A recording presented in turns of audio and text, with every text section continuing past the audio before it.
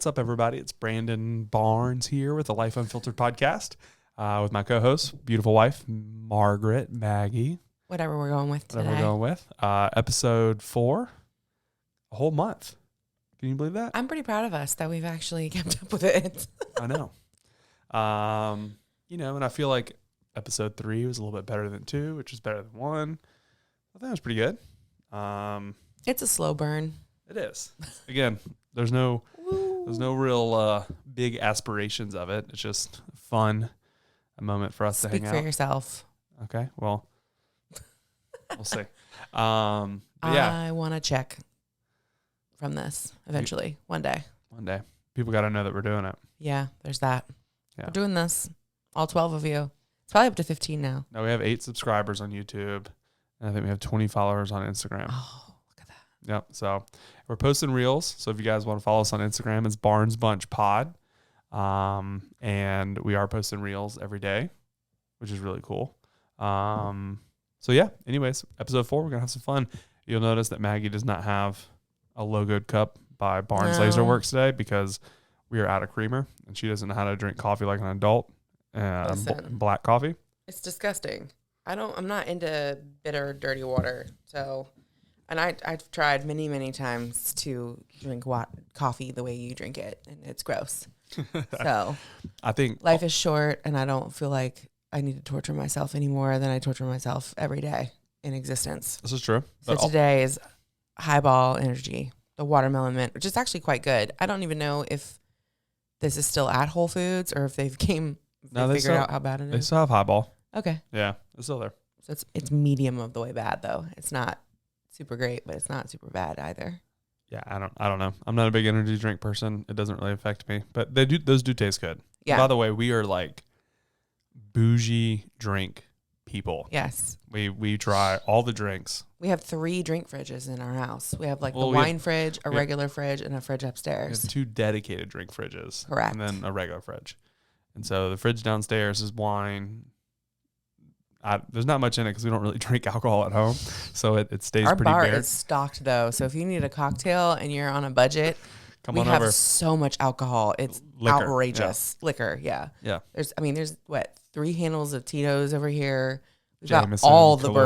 bourbon. All the bourbon. The bourbon that's made everywhere is here. Yep. This is a bourbon house, and I don't even drink bourbon. I drink gin, and there's only a little bit of gin left, which makes sense. So I was gonna tell you about a drink. So last night when I was getting Penelope's probiotics, you were asking about the poppy drink. Yeah. So I did pick up 2 of them. Oh, okay, So cool. there are 2 poppy drinks in the drink fridge. I don't know if y'all have seen those commercials, but they do look good, I guess. But the idea is to take away the stigma of how terrible soda is, mainly because of the sugar and the colorings, that caramel syrup coloring and the dye that they put in them and all the things that I guess they don't necessarily need to taste good. So it was weird. Remember we had the Zevia? Yeah. And you got clear. a Dr. Pepper or something and you poured it into a glass because we've always drinking out of the can. Yeah. And you poured it into a glass and it was clear, which completely threw off the taste. It messes with your mind because you're used to something like Coca-Cola or Dr. Pepper being dark brown because of the caramel coloring, and then it's clear and you're like, wait, what? But it tastes close. It has its own flavor, but it is still very good. Yeah. No, I think, again, we don't drink a lot of the sodas and stuff anyways. I prefer a fountain soda if I'm going to have a soda. We haven't figured out how to get that in the house yet. Probably because it's sweeter. We tried the Soda Stream when it was a thing. Yeah, and it was all right. Yeah. It was almost like the carbonation was too much, which is a lot if I'm saying something's too carbonated. But yeah, I think in our drink fridge we have some Liquid Death, we have some kombucha, we have some Zevia, we have some Poppy, we have some Highball. We have those D9 seltzers, high rise. High rise, yeah. Which are woo. Yeah, those will kick you. Gotta be careful. They'll get you. You're like, I'm just gonna drink half of this, and I think there's a couple Topo Chicos left. Again, there's just, you guys, if you want to try any drinks, just come on over. We have them. We have all of the drinks, and typically there's 3 or 4 different types of water in there as well. There's Life water. There's Essentia. And then said Liquid Death. I like that Spring Mountain water that's in the glass can. The what is it, what's that color? Green. The Mountain Valley Spring. Yeah.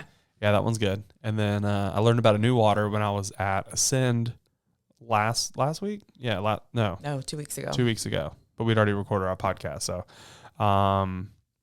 and Alex Pardo, our coach, was drinking hydrogen water. Okay. And so he had this. It looked like the best way to describe it looked like a lava lamp. I'm sorry. And so we had this. No. So I haven't done any research. I don't know anything about it.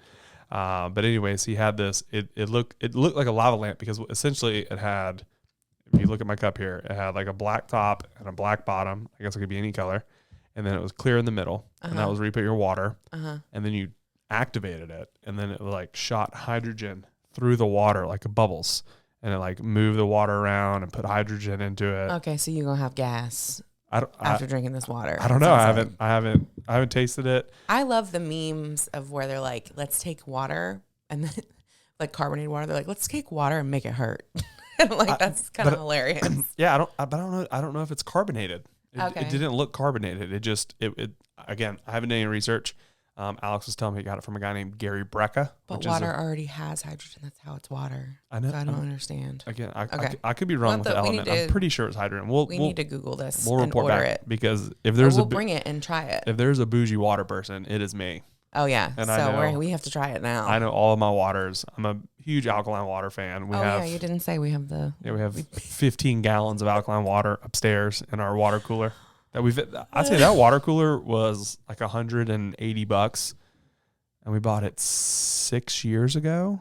Yeah, we had it at our first house in Carolina Bay. It is still trucking. Yeah, and it has been through abuse. It's been in garages. It's been upstairs, downstairs. It's been moved several times. Pollen, you name it. It's been pretty gross. And it's still kicking. So anyways, that's our rant on drinks. We are, and then the element that we add to the water. Yeah, we do.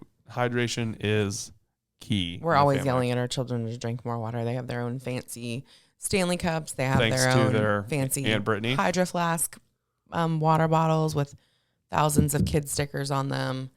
You're not going to get dehydrated in this house. No. Other things may happen, but you're definitely going to be hydrated. That is correct. So, and then huge thanks to everybody who has given us some feedback on our podcast via YouTube or Spotify or any of those platforms.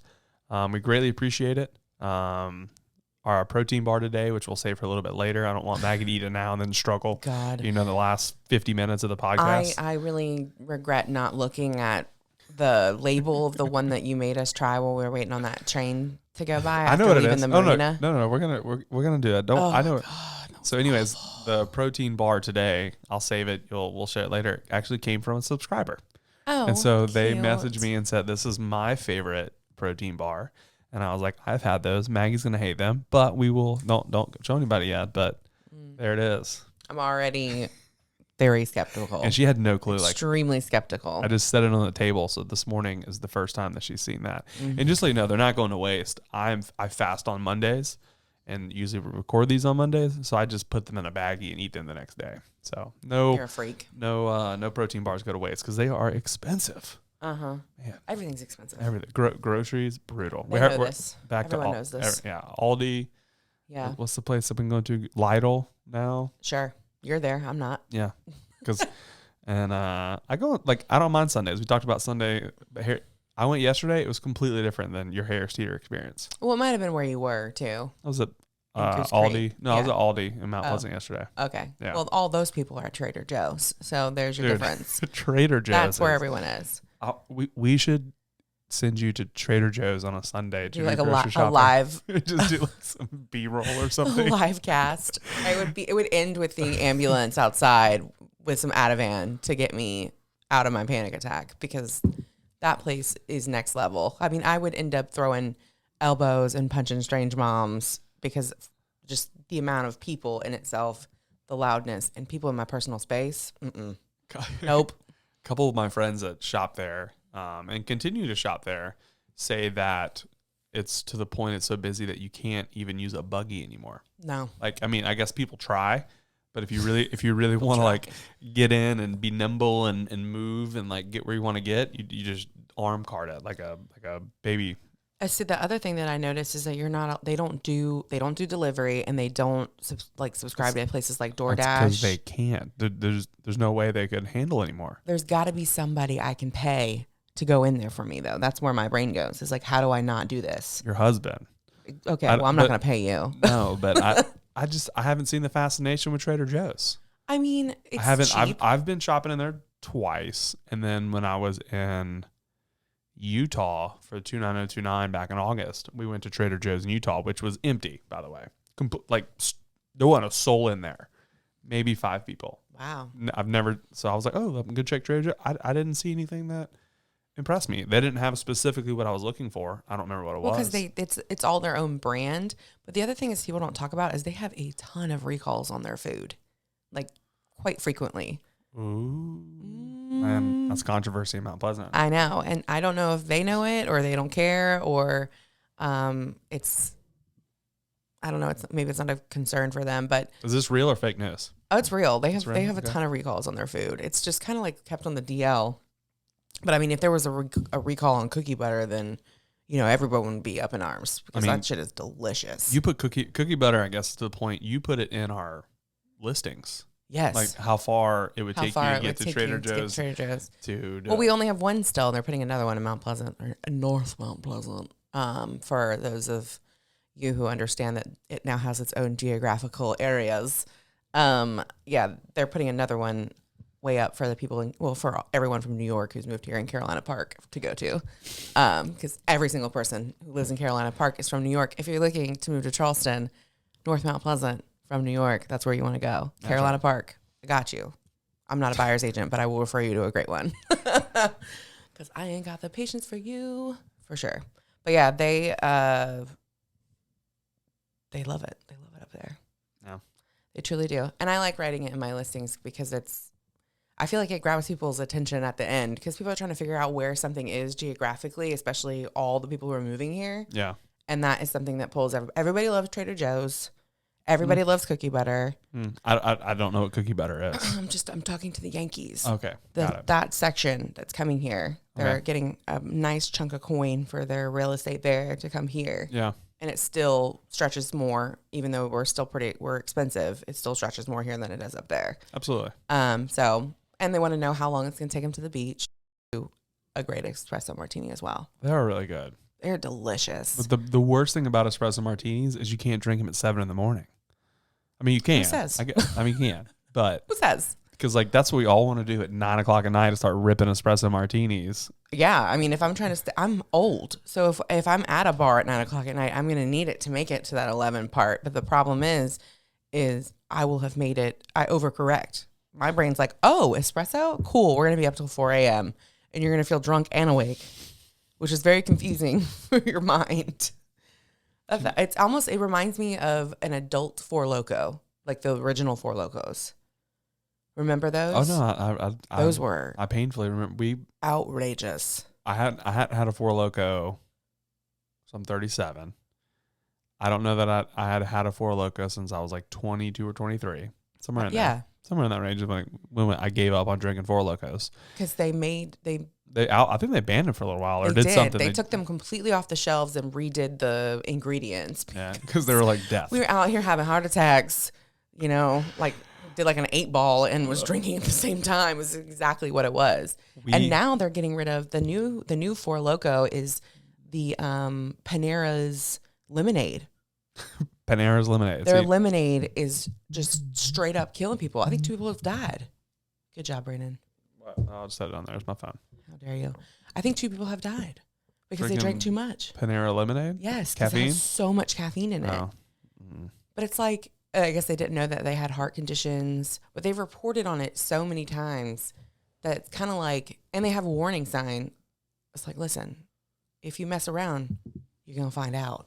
That's what they should put around up There's there. a warning sign on the Panera lemonade? Yes, there's a warning sign on there now. I don't like Panera in general, so it doesn't matter. I mean, I'm here nor there. I think Panera's way overrated.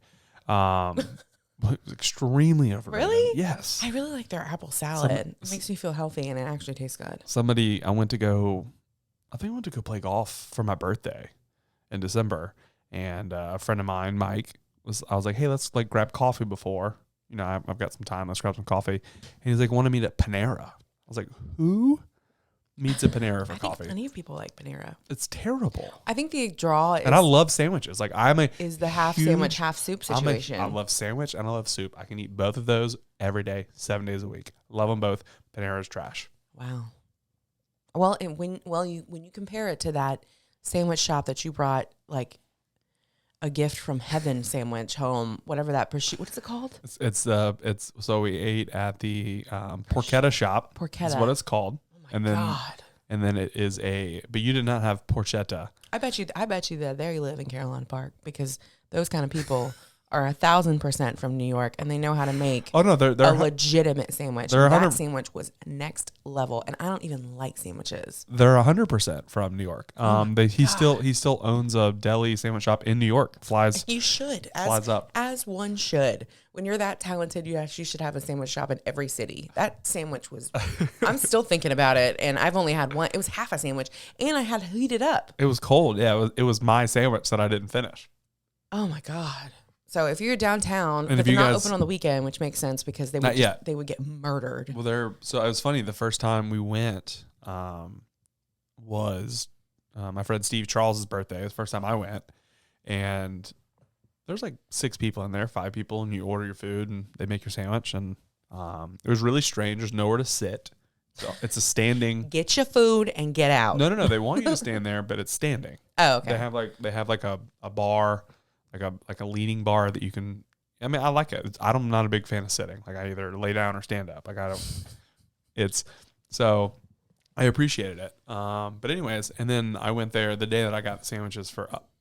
I didn't get a sandwich for you. I got a sandwich for my dad and I. Again, because I'm not going to be like, yo, I want a sandwich ever. Because you don't like sandwiches. Because they're boring. And so, anyways, I went in there. There was like 40 people in there. Yeesh. And most people had already ordered.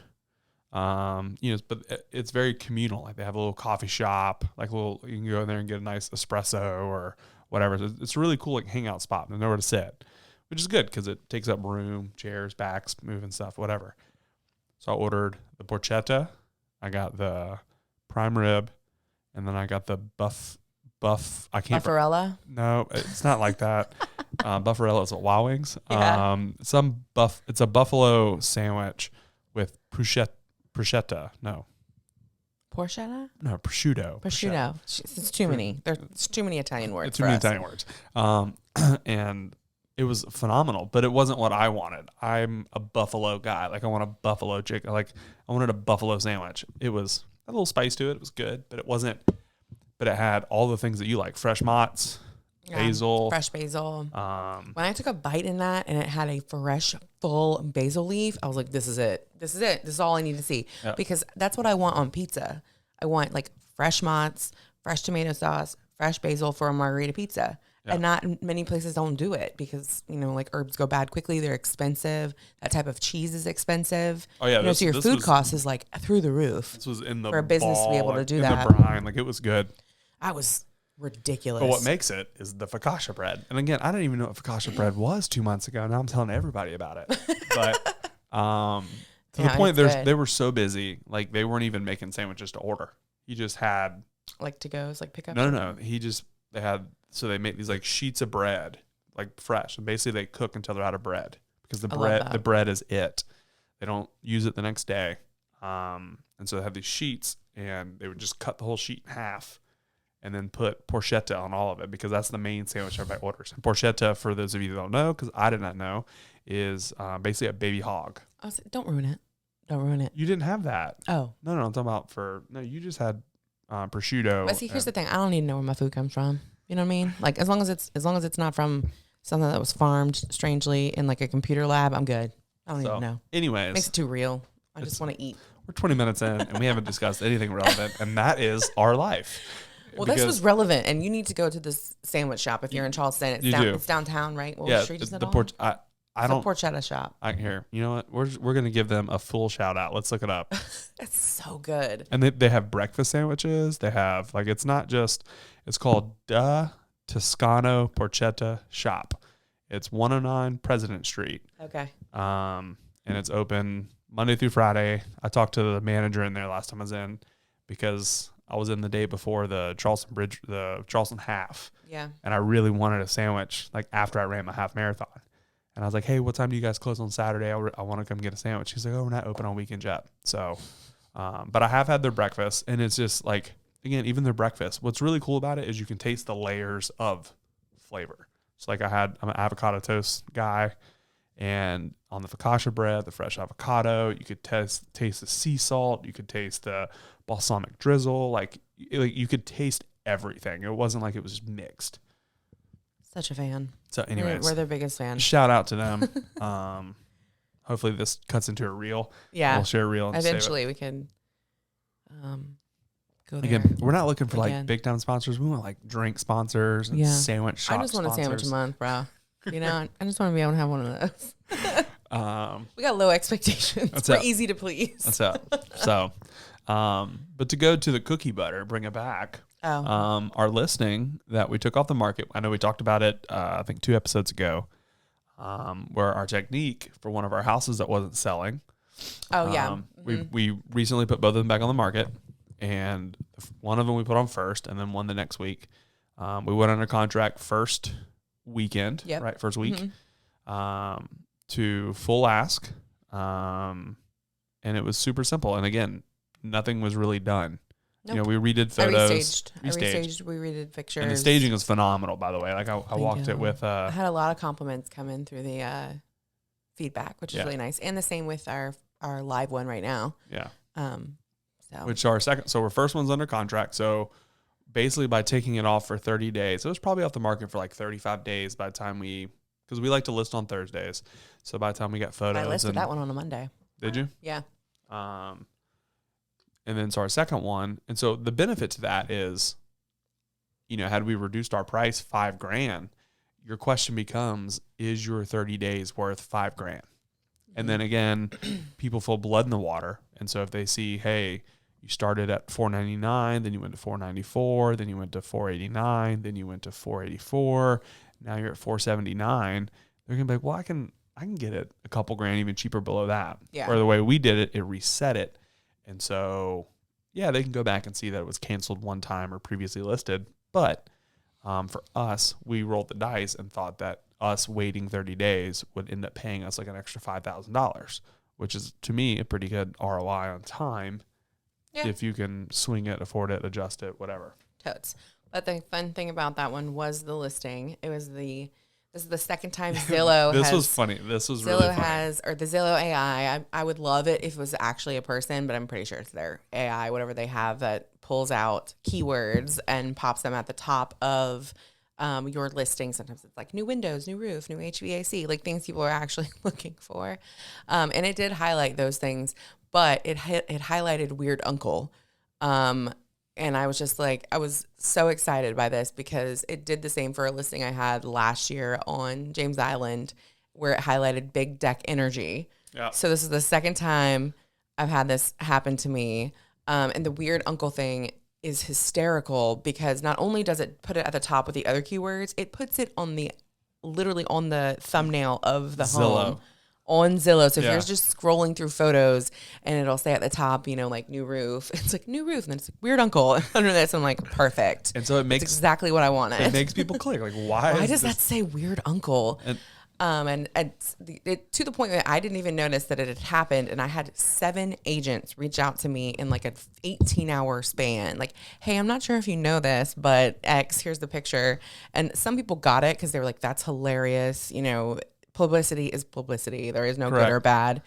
And other people were like, "Oh, you might want to change it." I'm like, "Nah, girl. No, this is my Super Bowl. Like these are the things that I love because I like to break the AI. I want to stand apart from everyone else. Nobody really reads the listings. Good agents do, in my opinion, but a lot of people don't. They just, which is stupid because it has all of the information about the house in it. They just like to ask you questions. But they just like to call me and ask me questions that if they had read the listing and the agent notes, they would have the answers to. But I think it's fun to add humor to things like this because the world is already dark enough and boring enough sometimes. And the majority of these listings are quite boring. It's like, welcome home to this beautiful 4-2. It's not going to last long. Located in this area where it's close to this park. And we did this and this to it.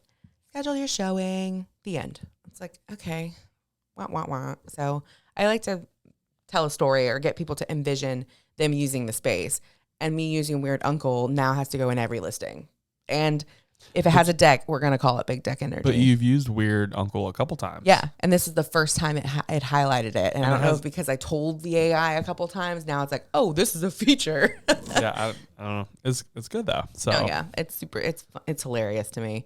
And Weird Uncle is in the new one, but I haven't checked to see if the AI pulled it out yet or not. Yep. So fingers crossed. Hopefully, when we're recording, or by the time this one is released, property number 2 is under contract. Is the goal. We have a lot of interested parties, so I would be kind of shocked if we're not under contract by the end of the week. Cool. And then for our renovations, we have our house on James Island, which has been a nightmare.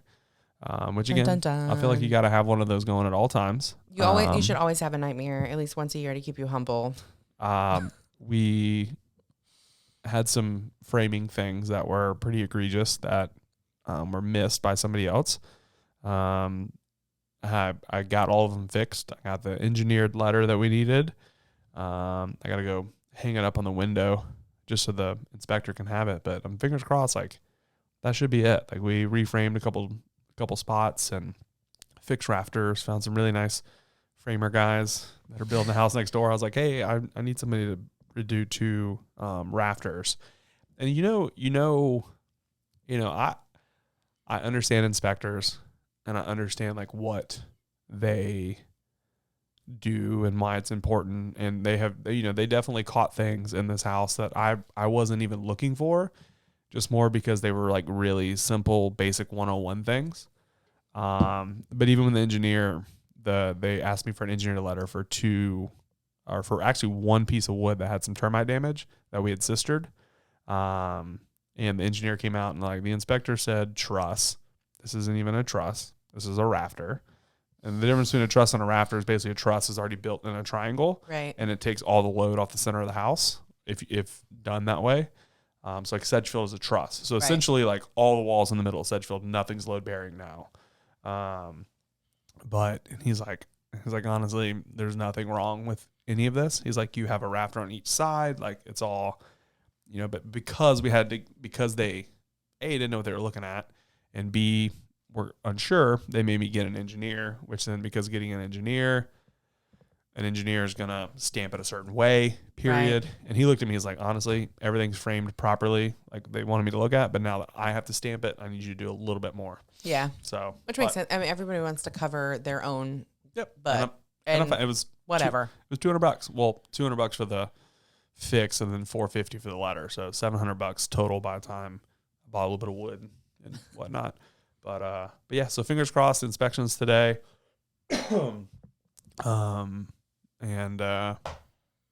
Inspections tomorrow because we fixed it on Saturday. So I didn't want to order the inspection until I knew everything was done. Yeah. So inspections tomorrow, but hopefully we pass it, then we can do insulation, then we can move because that's the hardest part is getting to insulation. Getting to sheetrock. Oh, and then we have our project that we just bought. We talked about a couple of episodes ago. Flooring got delivered. And we're going to rock and roll on that this week. So hopefully finished the design scope last night for it. So hopefully we'll have that live. That's going to be really cute. Yep. As long as everyone does what they're supposed to do. Hopefully have that live at the end of the way I like it. The month. So about a month project. Anyways, that's kind of it with projects wise. Like we don't have a whole lot. The taking stuff off the market worked well. Yeah. I feel like we have some momentum on one of our homes. We got another new one starting, and then I think we finally got our permit approved for our big framing job. Nice. And what was cool, the guys that are building the home next to us, they're going to go quote my framing job. So I have 2 quotes to compare and kind of make sure everything is in alignment. And nice. I trust those guys a little bit more than my framers. My framers are just 2 guys, so they're going to take longer. But these framers are used to building inspectors, code, a little bit more stuff. Where my framers are just really good framers. Yeah, these are ground up framers. They're literally doing a ground up build right now. So on my nightly walk, last week, I took a flashlight and I inspected their framing of the new build. Nice. Because I want to see it's easy to see. It's fully exposed to the elements. When I walked in it. Oh, nice. I went into the back door, little concrete, and I walked underneath all the subfloors in, the band boards are in, the joists are in. You know, and I want to see, you know, kind of how they did everything, make sure it was. Again, I don't know all the code, but it looked pretty solid to me, so I was happy with that. But yeah, so there we go. That's it with the flipping world right now, and then we're buying one at the end of the month. Yep. So really happy there. Getting into the groove, wanting that. What is it like? 2 on the market, 1 on the market, 1 almost done, 1 just bought, 1. Yeah. 1 in the mix. Keep like of 2 or 3 projects going at a time and different. Because what happens is with these projects is they sync up. It's almost kind of like how always happens. It's almost like how my family's going to be in like 10 years when they're all synced up. Yep. And it becomes a nightmare because A, they're a little crazy, but B, it becomes a nightmare because you can't, if you have one crew or one person that does certain things, you got to pick which one should they go to. Yeah. You know, so then you got to decide, all right, you know, what's going to be easier, what can they finish? And so you're staggering. So ultimately one of them has to fall behind. We came across that a couple times last year where just projects bought at different times, done different stuff, but because of code and inspections and all that stuff, all of a sudden they just ran up at the same time. And I have 4 listings at the same time, and I do not want that. It's way too much to manage. So it's nice. Especially when you don't have an assistant on the real estate side. It's nice to get the listings. To me, I feel like once you get through repair addendum, then it's like, all right, let me get a new listing. Yeah. You know, because once you get through repair addendum, then it goes back to me, and my job is to get the repair addendum done in a timely manner, and you're kind of just focused forward. And so I think that's kind of the goal. It's like once we get through repair addendum, we'll list the next one, and then and that's where we are with our first one on manually. We should have a repair addendum probably today. Yeah, I would think so. They had an inspection on Friday. Yeah, and so we should have that today, and then hopefully the next one goes under contract, and then we'll get that repair addendum, and then just kind of keep trucking off that. Yeah, you need a coffee, don't you? Well, I'm like lightly sipping this, and I probably should be chugging it. Just shotgun it. Just no, I will vomit all over this table. It's carbonated. Ew. There's some stories of people shotgunning 4 Locos that are. Oh my God! Speaking of straight to jail. Let's segue into our protein bar. So do we have to? We do. I already hate the way it looks. I will say. So the brand that was suggested to us is the One Bar. Here it is. I don't know if this zooms in. I don't know that much about lenses. It's got a donut on it, which is a lie. And the specific flavor is maple glazed donut. Oh, is she already lying? Flavored protein bar. Lying. So the macros, for those of you that may be concerned about those, and macros, if you don't know, those are your macronutritionals, parts that make up like the calories. So your fat, carbs, and protein. Already asleep. So anyways, the macros, this thing has 230 calories in the whole bar. 20 grams of protein, which is pretty solid. Wait, you said 230 calories? Yeah. So we could have had a Snickers bar is what you're saying. Or Milky Way. They don't have protein. Anyways. Let me finish this. All right. 8 grams of fat, 23 grams of carbs. And then like people have this weird stuff where they take out like sugar alcohols and fiber and all that. It's carbs. Just enjoy the carbs. Have some fiber, have some protein. They're carbs. I love carbs. Carbs work well for me.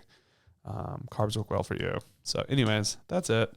And the bar she tried last week, I loved it. It was delicious. It was a candy bar to me. Here's the thing is I was not prepared for the consistency. I didn't think that it was going to be squishy on the inside. And that sounds, I already hate it. I already hate it. Here's what it looks like. This looks like this is space. It's space food. No, what's the zebra bar? Is it the zero with is the gray wrapper candy bar? Zero candy bars? Zero candy. Is that it? You like those. I love them. You like put them in the freezer and they're white. Yeah. That's what it looks like. But a little flatter. Brandon, ain't nothing about this. You gotta take a real bite. Don't take a Penelope bite. Like you have to take an actual bite. I don't like that. Nope. Oh. It tastes just like the other one did.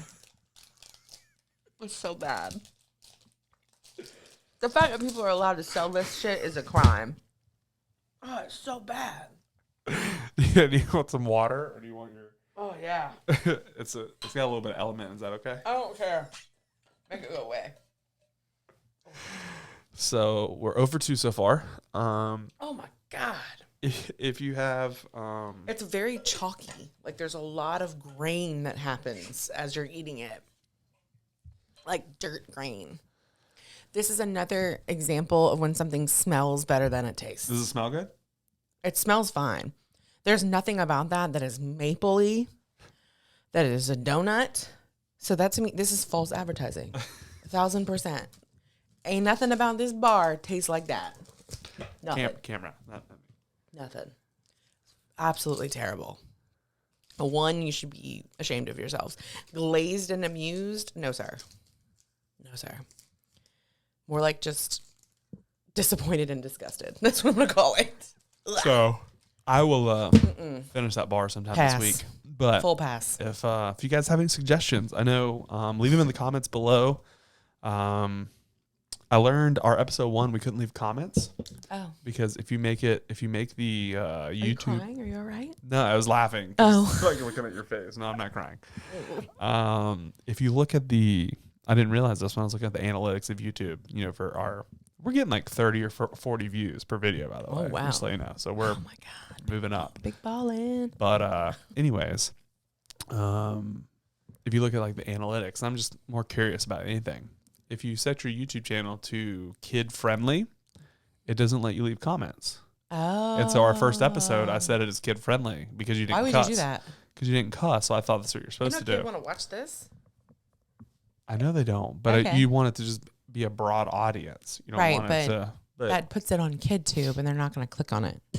I don't think it puts Or it on the KidTube. kids' I YouTube. don't think it does. You don't think so? I don't know. But anyways, I made them all explicit now because I can't predict when you're going to say a word. Neither can I. And So I think that's the smartest thing to do. I don't now- know what's going to come out of this mouth But now most of the time. But now we can have comments. Perfect. So you can leave your comments below. So leave a new bar. We don't want cookies. Like we're not really looking for different cookies right now. We're specifically looking at protein bars. So if Why are you there's putting us in a box? just for this, and then once we find a bar, we're basically we're gonna find a bar, and then once we find a bar, then we'll find a cookie. I just know instantly by looking at their advertising that I'm not going to like it because they're trying to lock my brain into thinking that it's going to be like a donut, and ain't nothing about that a donut. Yeah, Terrible. I don't know why you have to. To me, this is like Just be protein. Just be like, we might be decent, you know? to me, this is like a non-alcoholic beer. 1,000%. Like I don't, and I do not knock anybody. It's a big wave right now of people like sobriety and not drinking. I love it. Yeah, sure. I've gone through many stints, one way or the other. I definitely, don't drink near as much as I did in food and bev and whatnot. Yeah. But I shot a couple games of pool the other night, and one of the guys that came up and put his quarters up and wanted to play me was drinking a non-alcoholic Guinness. I don't know about that. Well, no, I mean, it's probably just as good. I mean, taking alcohol of it doesn't really I don't know that it affects the flavor that much. But to me, it's still, and maybe you need this. And again, I'm not knocking, but like for me, if I'm just not going to drink beer, I'm just not going to drink beer. I don't want to have a non-alcoholic beer. And so like for this, for a protein, I don't want a maple glazed protein bar. If I want a maple glazed donut, I'm going to go get one. Correct. That's what I mean. Like, just be a protein bar. Be like, listen, we're not good, but we're gonna be okay. Yeah. So to me, this is kind of deceptive. We're gonna be passable. Like, And you know what we should you're come doing. with our protein bar that's just like, we got ingredients, and they're gonna be decent enough. That's it. Maggie's gonna make a protein bar. Just call it decent. Decent. That's Decent protein. Decent protein. Yeah, we're gonna accomplish some things, but we're not gonna win over a Milky Way. We're not trying to. No. You know what I mean? This This is trying too hard for me. it is. I think it's terrible. Too. Obviously, somebody Jesus. likes it. One of our subscribers, this is their favorite bar. That's sad. Whomever you are, I will. I'll tell you afterwards. In the Southern words, I'll pray for you. I'll tell you later. But yeah, Or Brandon will. you can text them.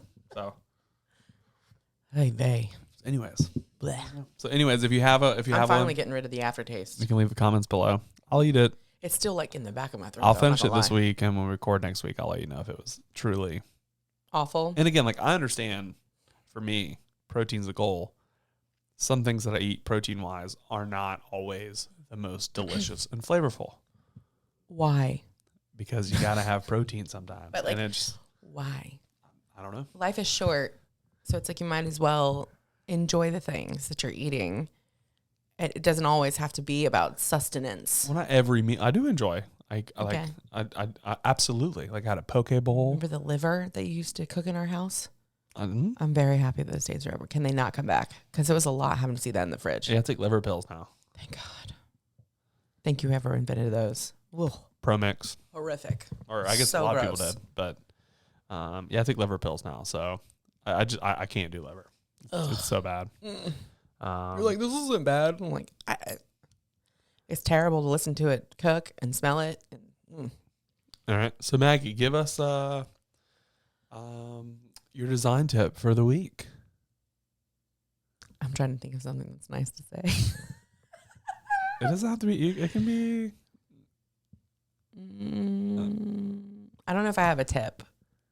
Truly, I think I have a tip for myself and for others who are in like a service business. No, we'll not go there yet. We'll go there in a second. Just give everybody like if somebody is looking to like spruce up their home. I would say that like your olivey. I know you want to go negative. We're unfiltered, Brandon. It's in the name. So if you want to hear the tea, then the tea is coming. We're gonna get there. We have 19 minutes left. You have plenty of time to talk about it. I can suck that 19 up real fast. With this one. Friday was a long day. Yes. But anyways, no. Let's start positive. You know, it's kind of like sure, let's leave. When you want to end with that? Oh, you want to sandwich the story? Yeah. Okay. Then we'll The round beginning of my sandwich is right now. I'm really leaning towards all the olive green, which we've seen since like 2022. I think that was one of Sherwin-Williams's color of the year was that. I think it's evergreen fog. Don't quote me. Pretty sure it is. It's still one of my favorite colors. We've only actually used it once. We really stuck with Oyster Bay, which is a blue green throughout Is that our what you house. did the cabinets on Godber? No, that's a different blue. Okay. Which I wouldn't use again. So it is pretty, but you like greens. I'm really like, I've always liked greens, but these olivey greens or blue greens, they're bringing back that warm tone and they're really going really well with a lot of our like blonde flooring that's having a moment. Really looks nice with a lot of our warmer tone whites, like the oyster white that I like to use. It's just giving like a lot of like warmth back since we lived in this gray zone for about 3 to 5 years of gray floors, gray walls. And it gives you some color, so you're not too neutral. Like we're not leaning on a bunch of khaki and like beige like we did in the early 2000s. It's just like a moment of a nice pop of color that still feels like a neutral that will still go with a lot of things that people are putting in their homes, and just in simple spots, like either it's the lowers of a cabinet in a kitchen or it's a board and batten wall. Just like as a pop of color. I'm going to use one on a front door. We're going to use one in an entryway at Cold Harbor. We're going to use it probably as on a board and batten wall, that kind of thing. Okay. Anyway, I really like green right now. All of the blue greens, yellow greens, green with gray undertones. I'm just vibing on a green, specifically that olive moment. Evergreen fog is a great color. Sherwin-Williams, you're welcome. There you go. Boom. There's your positivity. There you go. Now, I love color. Let's talk about, since we're going to be unfiltered and it's life unfiltered.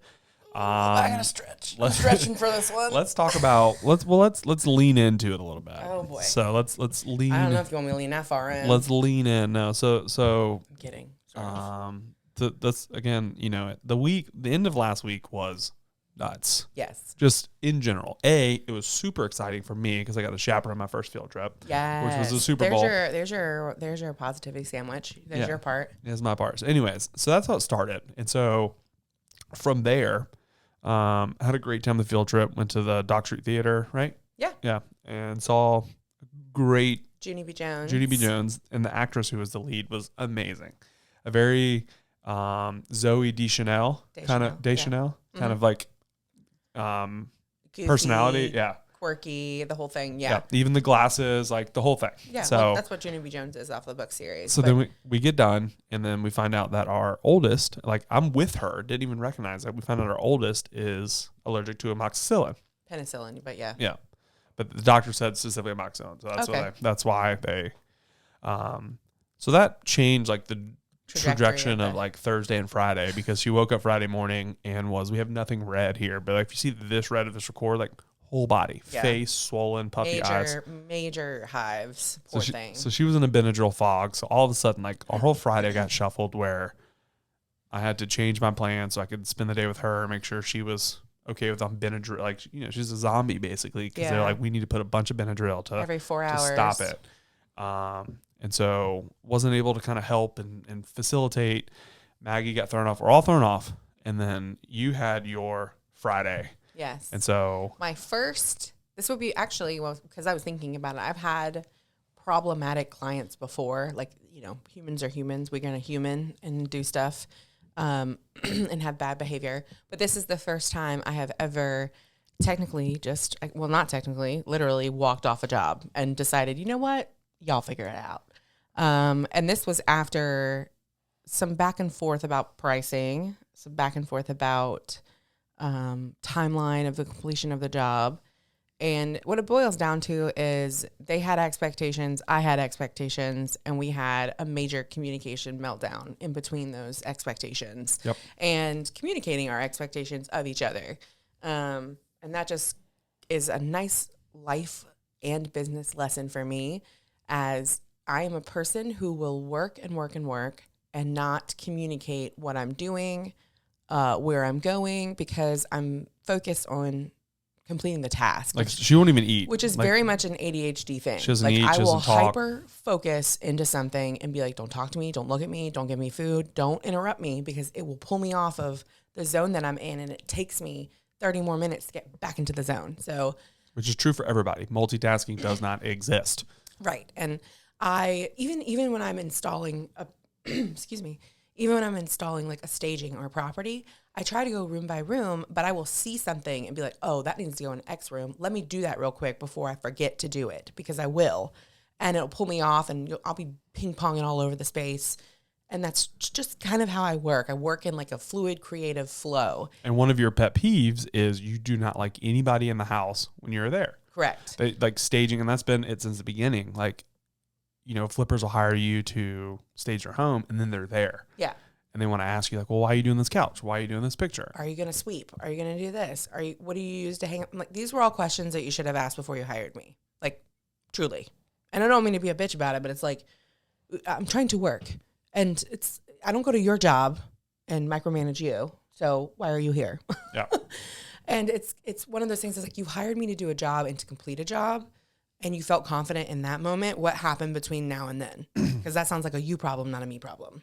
Potentially. I mean, there could be, again, like, as you and I talked about, there's definitely some communication that could. Oh, absolutely. And I think the biggest thing was resetting expectations. For sure. And once following things up. changed the way from the original conversation, things changed. Mm-hmm.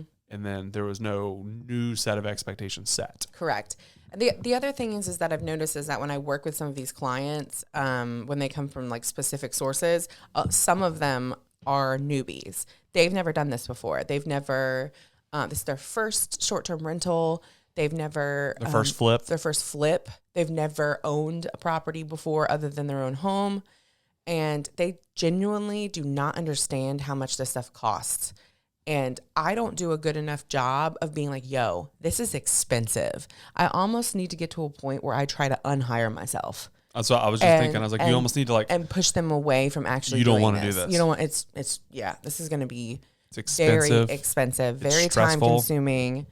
And I don't really do enough of that because I'm so used to sitting in an investor mind space and being like, hey, this is going to be a chunk of cash, but I will get it back. Like, that's just kind of like where my brain goes because I understand how it works and they do not. Yep. And the other side of it is they don't understand the amount of actual hours that go into a project and actual work on my end that go into a project that are unseen hours, as in like the design aspect, how long it takes me to put together a design scope, as in the inventory aspect, me unboxing. Y'all have seen all those pictures of the boxes. I mean, we're talking weekends that I spend in my garage undoing boxes, going through my inventory sheet, making sure everything comes in. If it gets broken, I've got to go, do a return, make sure the new one comes. Like, there's buy something else if something doesn't come in because of shipping. Like, there's a lot of stuff that goes into this that's unseen labor that I don't talk about or communicate because to me it's not of their concern. Because again, I think about it as I've been hired on by someone who's an experienced investor or someone who at least grasps the minutia of how insane this is. But most of the time they don't. And they're like, well, why isn't this done? And I can't really go back and say, well, I spent all of these hours doing all of this and we haven't been able to get to this part. Yep. And it's a communication thing. Like yep. And another part of that is I don't really necessarily want to do that because I'm not an hourly employee. This is a service. Well, and that's what I think the biggest thing that you got out of this, and again, like when she said she walked off the job is 95% done. Yeah. Somebody is living in the house to tell you how done it is. Correct. And so, and has been living in the house the whole month. But anyway, or the whole month of January. Yes. But anyways, the biggest thing you learn from it, and I think Shauna, your best friend, was one of the persons that really kind of summed it up because I didn't think about it, is people aren't hiring you as an hourly employee to do a task. The same way when I hire somebody to frame, like when I hired framers to do the work that I had them do. They quoted me $200 to do the rafters. Yeah. It took them an hour. They were not $100 an hour employees, but I paid them for their experience, and then I paid them to complete a job. Correct. They gave me a price. I agreed to the price. If they do it in 5 minutes or 5 hours, I don't really care. I just need this done. And that's what you learned. I think the big aha we got through like our talking about it was that you learned, because through this whole process, you talked about like hourly rate and hours and all this kind of stuff.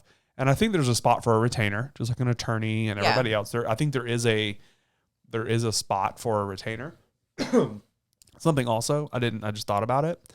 When attorneys have retainers, they ask for a sum up front. Did you know that? Yeah. So like they ask for like $5,000. Yeah. And then they deduct, and then we'll give you the money left at the end. If there is any, which usually there isn't. They get their money up front. So that could also be something like, hey, I'm going to charge you a $500 retainer. Mm-hmm. You have so many hours of this to do it, and then boom.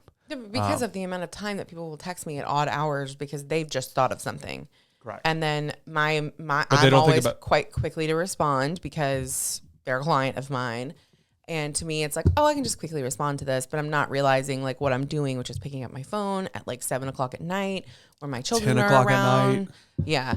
And responding and taking me out of the element that I'm in when these are questions that could be reserved for like a 9 to 5 business hour time. And they sometimes send you inappropriate stuff. Yeah. The best one was the lady in Old Village. Oh boy. When you were sick and like, we won't go into that. But anyways, yeah, that was wild. But what you learned from this was, you're an experience. Yeah. And you need to be that. For those of you that hire Maggie in the future that want it, like you're not hiring somebody to hourly manage them. It's like, hey. And if you do, I'll leave. That's my new one. Yeah. And that's what happened. And so, but it's, for me, it's like, all right, let's get a budget. First, every budget needs to have an overage allowance. Mm-hmm. That needs 10%. to be, that's for construction. I don't know if that's how we run it in the flipping world. Like if we have a $70,000 budget and it comes in at 76, like we're pretty happy with that. Like a 10% error. Yeah. Because again, things cost more. There's change orders. There's different stuff going on. But like everything that you go into, there should be a budget agreed upon. There should be a timeline agreed upon. Correct. And then if budget or timeline are going to change, it needs to be written and it needs to be communicated for both. It needs to be agreed upon and signed and do like a specific change order. But for both, everybody's on the same page. But for both parties, because like sometimes, because you're ordering sometimes $20,000-$25,000 worth of stuff every time. Yeah. Credit cards can be difficult. Absolutely. Whether the limit's there or not, because Amazon doesn't let you order $25,000 worth of stuff at one time. No, it does not. And so you have to make like multiple charges. Then you have fraud stuff. Like it's a whole, Amex. It is a living Didn't Amex make thing. you like send a text every order for one client? Yeah, the Amex has a specific type of safeguard called Safe Key put in place. Yeah. And so on that particular client and another one after that, I pared it down and tried to do like $1,000 increments, which took all day because otherwise that client who doesn't even lives here has to like be ready to send a code to me within that 2-minute period to be able to push the purchase through. And this is the card that they choose to use, which I advise all my clients to use that because you're going to spend $20,000, you might as well get them points. Yeah, I mean, there's lots of different credit card points, but yeah. Right, but I mean, at least with the Delta the Delta card, you can get all the miles, girl. Like, go on a vacation. I mean, you just spent $25,000. You might as well. Yeah, but there's lots to it, and I think that was the biggest thing. Yeah, the biggest thing was managing expectations and being a little bit more clear and concise with my communication, and realizing, or trying to stay in the realization that the person that I'm doing this specific job for is inexperienced. They don't understand how much things cost. Just that's it. Like, they don't understand how much construction costs. They don't understand how much like wallpaper installation costs. And they don't get it. Well, and also depending where they're from. Yes. And this is a great opportunity for those people who can read. Go back to Ohio. You can figure that out. But anyways, Charleston is an expensive labor city. It's just expensive. It is. But yes, for a labor city compared to somebody who wants to build or live in Cleveland, we're a very, very, very, very, very high priced. Like I talk to other investors that they like tell me what they pay for granite and all this stuff, and just Columbia, 2 hours for up the road. For their installers and fabricators. And I'm like that doesn't exist here. It doesn't exist here, and if it does, it's Toothless Joe that isn't going to do a good job. He's like, you can pay me in meth or you can pay me in money. And that's going to be a real. Yeah, he'll take either one. And then, but it, and I've gotten to the point now, like I don't try to just beat everybody up for every dollar because it's comparable. And that's what was happening with me on this job, and it really made me feel like, okay, you don't value what I'm doing. Undervalued. Because I've already given you an extreme amount of discounts. Like when I looked back through it, I was hurting myself at this point. Like I was devaluing myself, giving them basically the carte blanche to continue to devalue me. And I was like, I might have set the stage for this, and I never should have done that. Yep. And I did it because I felt badly because they were over budget. And I was like, well, let me see if I can help them out. And then again, I kept having these thoughts, well, this is the same dude who was talking about how he got a great deal on a $5,000 palm tree. And he's nickel and diming the one person who's making his project marketable, who's making his project pop, and who's probably in charge of its success in the end of it. Like you can go out here and manage the hell out of a doo-doo shithole and make money. But if you have the same management team who's managing a beautiful diamond, they're obviously going to make more money. Yeah. And that's just what it comes down to. But that's another thing that I allowed to happen was I'm too nice, which I know is funny to say for some people because there's some people who are like, she ain't that nice. Way too nice. But I am too nice, and I'm not mean enough in the beginning, which is like, you're going to pay me for X, Y, and Z. If you want more, it's going to be more money. Well, I think the way too nice part comes to you and I, and we talked about this last week, when it all happened. Anytime we try to go and do things that aren't within our realm or that we talked about. Extra stuff, extra projects, extra side stuff. It seems to like all of a sudden that person's like, well, they'll do this. So then they'll do this, right. And then they'll do this. Yeah. And then they'll do and then you don't say no. And then it's like, well, they'll just do everything. Right. And and I mean, don't get me wrong. I've been there as a flipper.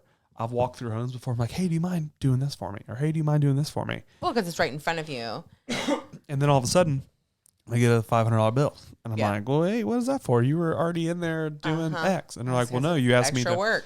And even though it probably didn't take them longer, I changed something. I thought about something differently. And so I Googled, just because I've never Googled it before, the definition of a change order. And a change order is a agreed upon change to a project, an original scope, timeline, everything. And the change order can be time or money. And then in order for a change order to happen and move forward, it must be agreed upon by both parties on budget and timeline. Yeah. Like it's not just, hey, that's gonna be an extra $1,000. It's gonna be $1,000 in 7 days. Right. And then both people have to agree upon it, signed, filed. And, and again, we come from the investor space. Like our goal is to help whoever's in our circle. I did some things for some people this weekend I had zero business doing. Like I'm in a group chat at 11 p.m. on a Friday night on a property that I have zero to do with. Yeah. Not just zero. Like I have zero, like there's less than zero. The person's a friend of mine. They needed help. Mm-hmm. It does benefit Maggie. And then. And sometimes we just do things because it's the right thing to do, and people ask you for your help, and you're like, okay, I'll help you. But and it's just to help somebody. And 99% of the time, it's fine. Like Yeah. this person that I helped Friday night, Totally fine. she super thankful. She would help me. She would. Like and so it has. It just is what it is. But then but what happens is you get used to doing it, and then there's that 1% that's like, oh, there's the one person who sees an opportunity to take advantage of someone's generosity and kindness, and this was that kind of opportunity. And then I finally realized kind of what was going on, even after we had come to terms. That was the worst part. Yeah, is Friday at like 6 o'clock. So again, this is Friday like 6:30 at night. We're going to get Penelope's new prescription. I'm standing in line at the Publix. She's covered in hives, and so but hold on, so. You guys had been kind of going at it since like Wednesday, Thursday, and it was kind of like this unfinished kind of conversation. And then finally, sometime between like 3 and 5 o'clock on Friday, y'all came to terms. Yes. You thought. I thought. But I was also working, and they're like, we need your response. I'm like, the fuck you do? Like, I'm working. I'm working on another person's project because you've been living in a space for way too long, and it's becoming your house and becoming emotionally attached to it. Like, I'm working on someone else's project. Like, I'm not going to continue to do this back and forth and push people who've been waiting on me further out because you can't make up your mind. And so like I'm sitting on I'm here all day Friday with Penelope, and she's got her hives, and so her and I are watching Trolls and doing different stuff. I'm working a little bit, getting our podcast up, and I'm like, tell me the tea, girl. Like, I want to know what's going on. Like, I want to be part of this. Like, I started sending him the screenshots of the conversation, and of course, Brandon is always pretty good at knowing, like, kind of how to calm me down as long as it doesn't pertain to him. Yeah, terrible when it comes to me. But to other people, he understands like how to, I guess, speak to me and not get me more juiced up, because once I've reached a point, it's really hard for me to get back down to equilibrium. And so I thought we did a pretty good job. I helped her. She was busy, so I helped her type out some replies and whatnot. And I thought it came to terms. Mm-hmm. So then we go to Publix. It's like 6:30, 7 o'clock at night on a Friday. And 6:31. We're getting a prescription for Penelope. You go into Publix, and I'm just circling the parking lot waiting for you to come back out. You come back out, and you were just shaking. I was so angry, and I was shaking because I couldn't do anything inside the Publix, because that would be another, real and/or live PD episode, because I was looking at my phone and there's the lovely pharmacy tech doing the mix, and she's like, "You all right?" I'm like, I'm trying to center myself at the moment. I was like, "I'm okay." She's looking at me like, "This lady is pissed." And I was like, I'm not mad at you at all. You guys are good. This is some shit on my phone. It is not your fault. It's not your fault. We're good. No need to call the police. I was like, but in that moment, I was like, I cannot respond to this. The logical part of my brain, thankfully, was clicking in. And I was like, do not respond, do not respond, do not respond. Whereas the other side of me, the ratchet part, was like, let me get this dude. I was like, if I was by myself, I probably would have driven over there, and it would have become a live PD episode. Because I think, again, people, they mistake my generosity and kindness for weakness. And they look at me and they're like, oh, it'll be fine for me to say X, Y, and Z. This is your PSA. It is not fine. And I will pop off. And you will be very surprised that she went from this nice lady who has a cute little family, who does design and does wallpaper and pretty little fairies and to like Harley Quinn with a bat, messed up makeup. Like, I'm gonna fuck everything up real fast, real quick, and you will have whiplash from watching A to B very quickly. And so then the hard decision had to be made, because there's still a balance. Yes. That you were willing to walk away from all of it. Yeah. And I sat there with it, and finally the nickel and diming started again after we had already come to terms over some returning of chairs, which, if this individual has ever used Amazon or, I don't know, put forth just 10% extra, if you're past a return window and you go to customer service, they'll return it for you. We just did one today. I just did one last night. Like, it's not that hard. But they wanted me to eat the cost of anything that was past the return window, instead of just being like, hey, this is past the return window. Is there a way to figure it out? It was just like, no, I'm going to take that out of your invoice. I was like, guess what? You're going to be figuring out how to finish this yourself. Well, Sorry. because again, you own a staging company. So if it truly If it really came down to it, I'd take the chairs and use them. Yeah. Like I could have, or I would have taken the 2 extra and ordered 2 more and had a set for a small dining table. Like there were ways to work through all of these things. It was the way it was presented to me with the attitude and the arrogance of Napoleon syndrome wrapped all up in a pretty bow. Like, and I think I've also realized something about myself. I don't do well with attitude from men, especially white, cisgendered, short men. Like I don't do it. I am a tall alpha female. We should have cut it off at an hour. If you come to me with that type of attitude, you are going to be met with even more angst. Like whatever you have that are serving me, I will triple it. You know, those people who like, I match energies. No, like you're going to come with me with like a pistol. I'm going to come with you with nuclear war. Like I don't play those games. And it's something, I don't know why maybe it's like little boys picked on me or something. And this is like my revenge. I don't know where that comes from. That's a later day for my therapist, but I do not tolerate it. I just don't. And I didn't like this dude's vibe from the beginning because he was always trying to get something extra out of someone. And when you live in a space with someone working there all the time, you kind of pick up on things and you start to notice certain attributes of a person. And there was a moment where they had a flood and they asked the builder to come back out. And he asked what his partner's girlfriend, why don't you call them crying? See what you can get out. It's like, bro, they're coming to fix it. What more do you want? Yeah. And so just a sense of entitlement that I just don't vibe well with. You know, there's people out here doing honest work. Something happened that was not even their mistake. It was an installer's mistake. People, it wasn't even the builder. People mess up. Do you know what I mean? And like they're all coming the time. All the time. We're human beings. We are always at fault. I'm at fault. He's at fault. You're at fault. Everybody's at fault. And it was just kind of like they're already doing what they're already going up to me above and beyond, coming out same day to try and fix it. The builder came out, ripped up all the floors, bleached the floors, like because it was a slab property, just to make sure that like they were good. And they ordered the flooring. They did everything that they said they were going to do at, I think, a pretty great timeline. They kept deferring to me. What do you think? Is this quick enough? I'm like, yeah.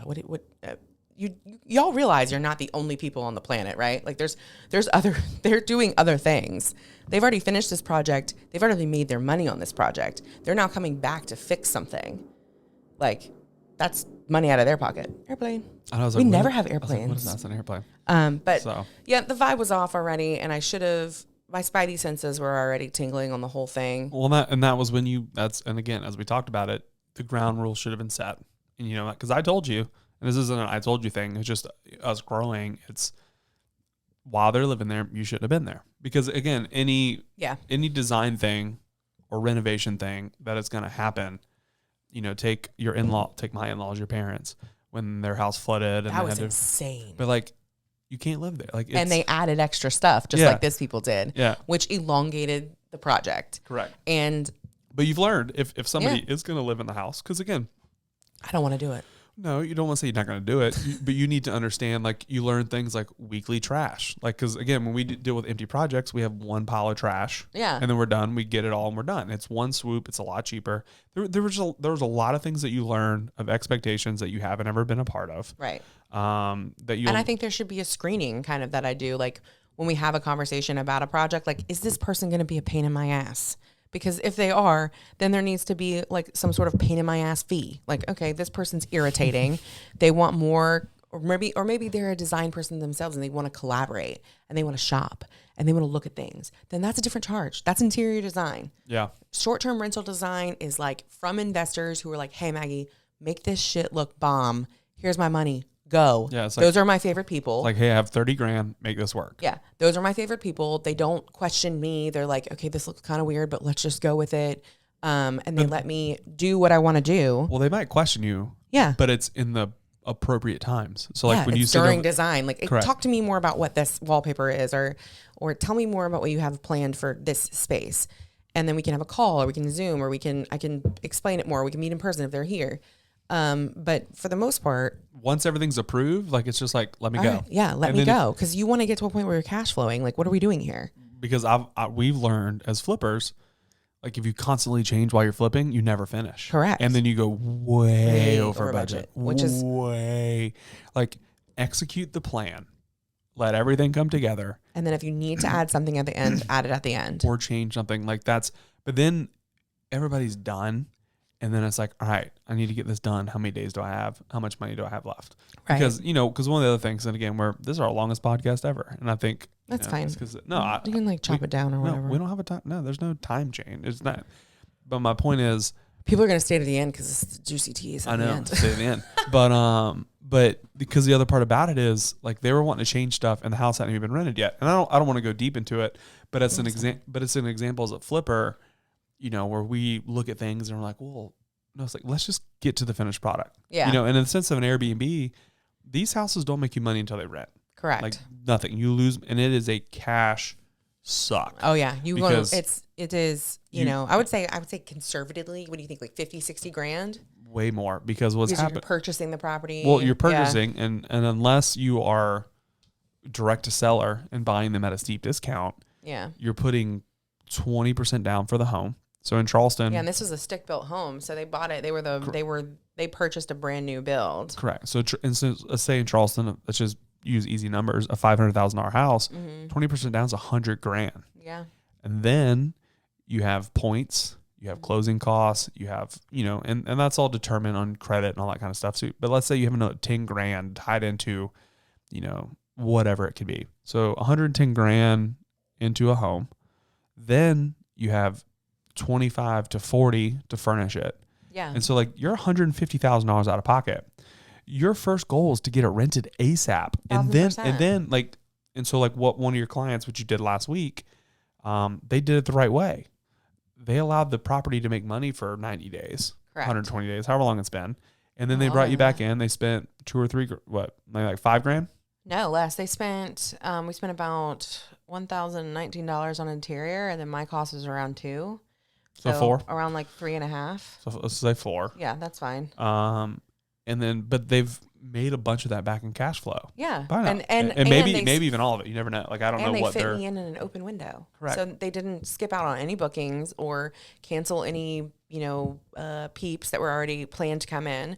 I went in my little 48-hour window and brought in color that they desperately wanted, because they should have done it the first time, but it's fine. Just listen to me. But the point is, like, for those of you that are buying these assets and want these homes, it's expensive. First off, they're not homes. They're homes. They're not houses.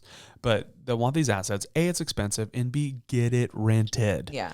Get it on the market. It is an asset. It is not your home. Fix things that you don't like once it is income producing. Yeah. Because then, again, you can fix windows. You're going to have vacancy. You're going to have a day or two sometimes when things don't.